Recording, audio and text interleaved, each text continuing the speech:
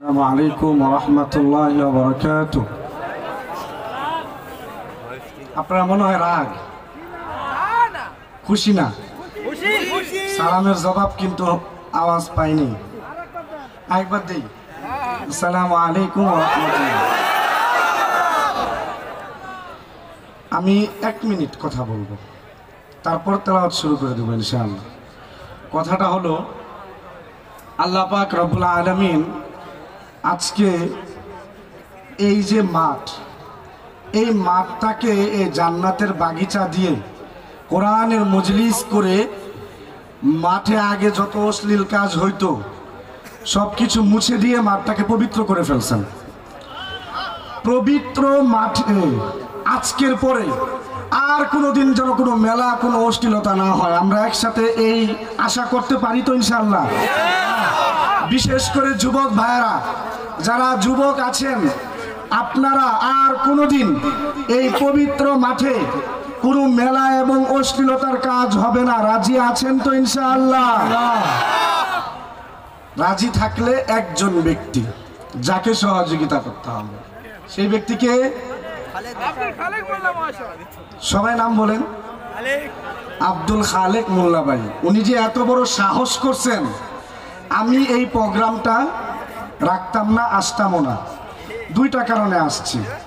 এই কারণে, এক হলো এটা মেলা পরিবর্তন হয়ে এই অশ্লীলতার কাজ যেটা বন্ধ করে কোরআনের একটি অনুষ্ঠান শুরু হয়েছে অনেক বছর পর।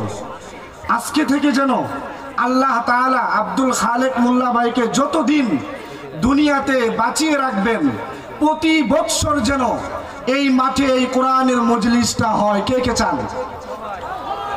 সবাই চান তো ইনশাআল্লাহ? এই কারণে আসছি।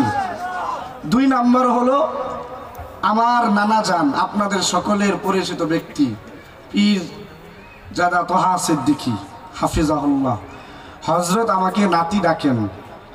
উনি আছেন, এটা শুনে আমি বলছি আমি আসবো, আমার যত কষ্টই হোক আসবো।